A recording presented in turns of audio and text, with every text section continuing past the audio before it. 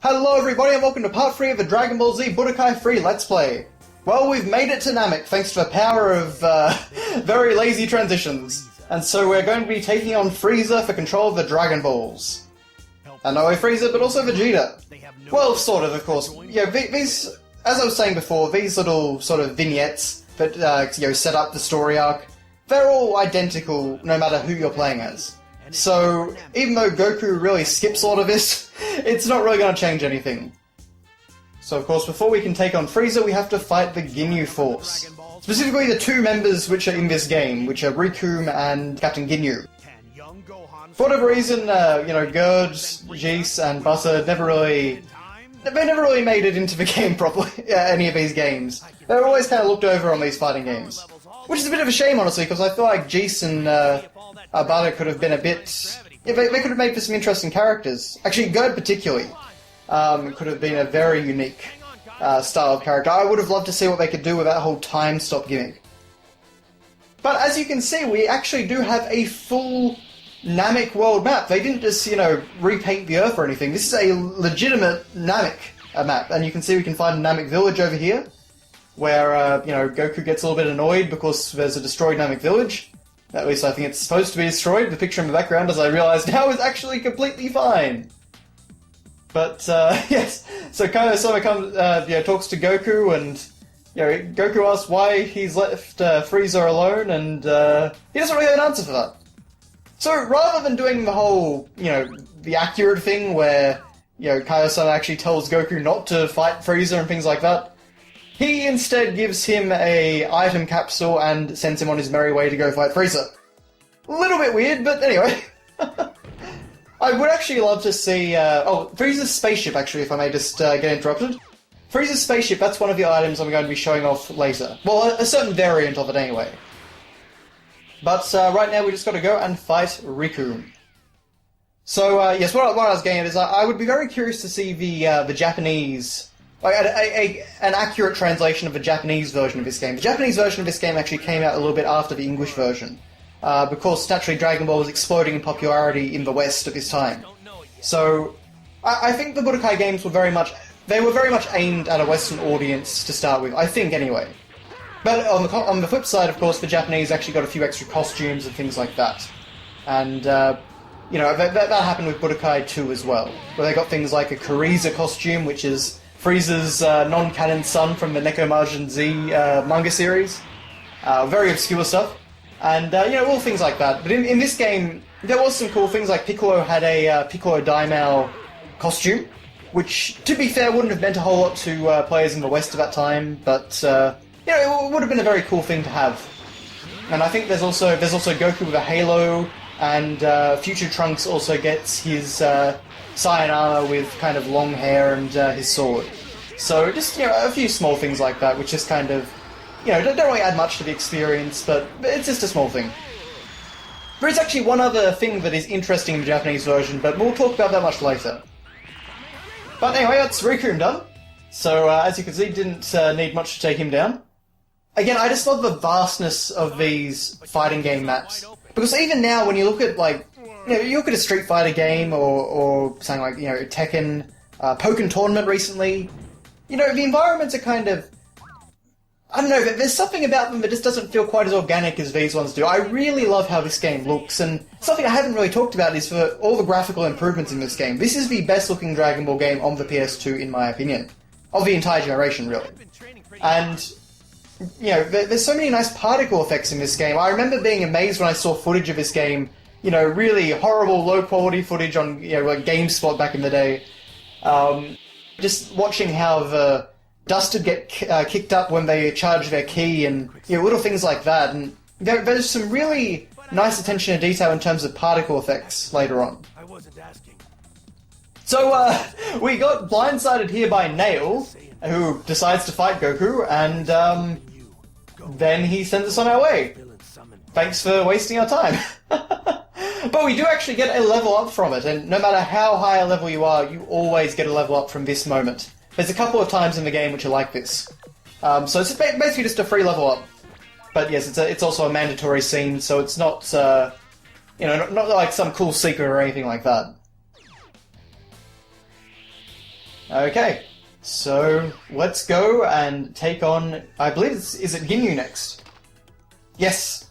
So, I love Riku's English dub voice. It's just this, I don't know who thought of it, but it's just this bizarre, like, is he supposed to be a surfer dude? Is he just supposed to be really thick, or... I don't know, anyway. To be fair, it does capture the zaniness of the original Japanese, even if it's totally different in style. So, yes, this guy seems a little bit tougher than all those others. Not really for us, though. But, you know, I love how this game looks. Just, you know, the key auras look great. It's really like they just took the manga pages and just kind of, you know, turned it into a 3D model. I've always felt that this is really, even compared to a lot of the games on the PS3 and Xbox 360, you know, this is still a better looking game than most of those. And it's just, I don't know, it's such a clean looking style, it just captures the feel of the series so well.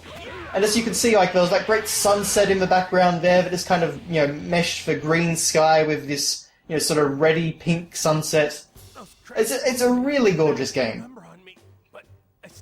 Okay, so Goku took a lot of damage from that, apparently, so naturally Vegeta's going to heal him up. So it's all a little bit, very abridged, you might say. While we're actually on Namek, and yeah, just to bring up some different topics, something that I kind of noticed on my last read through of the manga is there's a small scene in the Namek arc featuring Bulma.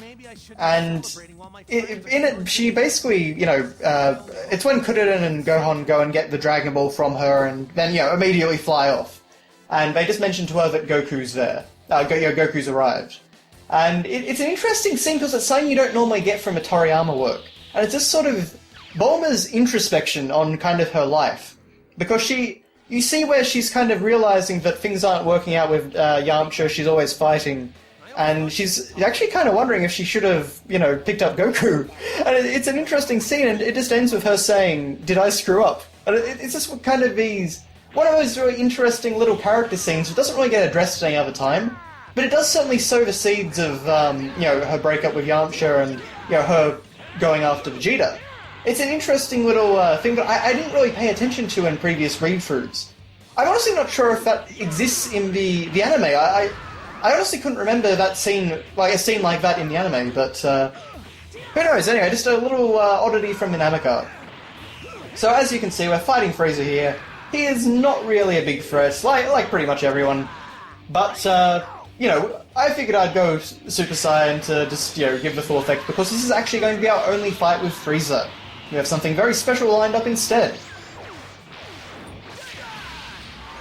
So yes, unfortunately the Dragon Rush, while it's a very cool kind of addition to the game, in my opinion, it does get a little bit repetitive, because you can see, you know, I'm sure you're already getting the impression that we're seeing the same, the same sort of things over and over, the same animations play out. And yeah, particularly in a case like that where all I really need to do is punch Freeza, you know, a couple more times, it can really be kind of a time waster. I love it though, yeah, Freeza says that, and then next, Kaiosama just says, "Hey, they did it, they beat Freeza." I guess they used this you know, Genki Dama or something like that and just won immediately. Okay, great! And you would think that, you know, maybe this is, we're going to follow the series like normal, but you don't really have to, it's just kind of like, yep, okay, that's Freeza. Now, you can see that there's 3 dots on the map here. And one of them is Freeza. One of them's something a bit different again. It's like a different form of who we're going to be facing. But right now we're going to go to this middle dot. And things are going to play out a little bit different. So you think it's Freeza, but no, it's actually Cooler making his video game debut. So yes, Cooler suddenly appears because we defeated Freeza very easily apparently. And yeah. So this is where we're going. This is another one of those cool little New Game Plus style things you can do in the game. And certainly, you know, for Let's Play's sake, especially considering we've done the previous games, this makes it a little bit different. So yes, we get a very abridged version of the Movie 5 plot, as you can see. But yes, he's even stronger than Freeza, and technically Goku didn't become a Super Saiyan, did he? But that's alright, because, you know, naturally we have all our moves equipped. And what I've actually got equipped on Goku, as I've got equipped on pretty much every character, is their breakthrough.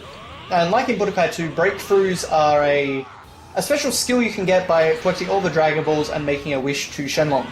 And what it'll do is it'll give you every single move of that character. So if characters like Goku, who have so many transformations and things like that, you can't normally equip them all, it allows you to equip all your special moves and all your transformations, and it certainly makes you into a powerhouse. But yes, you can see they actually did, they certainly did Cooler's final form justice, and it is a very menacing looking form. It looks awesome in this game. It's got a lot of, it's got the right size and everything. It feels very powerful, actually. And I've got to say, actually, in Versus mode, the AI really goes crazy when they go into this form. You'll see a bit more of that when I get onto the Versus mode content. But yes, for something a bit different, I'm showing off Super Saiyan 3, which, again, of course, looks awesome in this game. And, no, that was in Budokai 2, was it? Super Saiyan 3 was in Budokai 2, yes. How could I be so stupid? But, yeah, that's it for Cooler, so why didn't I blow up your shit when I had the chance? And that's it. Or is it? Because, as any fan of the series will know, Cooler did not only appear once in the films, he appeared twice, and here we have Meta-Cooler! So, yes, even if I lose, I'll be made even stronger thanks to the power of a Big Getty Star. Great. This is the most abridged format of the Dragon Ball Z story that you could ever hope to find. I don't think you could really cut anything more else out than this game already does. I don't have to explain. That pretty much sums it all, actually. I don't have to explain anything to you. But in this battle, your health actually keeps dropping, so this is a little... kind of a touch of Budokai 2 story mode, if you remember those panels on the game board which would make you have these sort of special effects. So, yeah, he's certainly going out guns blazing, and he's a little bit of a tougher fight, but I think he's a slightly higher level in terms of the game's code. But it's a great model, as you can see. It's got this great sort of shine to it that makes it. It really gives it a sort of feel that the movie version does. It's a really cool effect, actually, in that movie. The animation is, as I recall, pretty strong in that one. But even if the story is a little bit random. As was often the case with those Dragon Ball movies, especially after movie 3. But, as you can see, he's still no match for my level 36 Goku, so let's finish him off. Okay, and you'll be seeing a bit more of Meta-Cooler later on when I take control of him.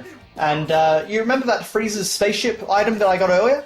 Well, that is actually how you get the robot or cyborg form of Freeza and Cooler, is you equip either Freeza's spaceship to Freeza or Cooler's spaceship to Cooler.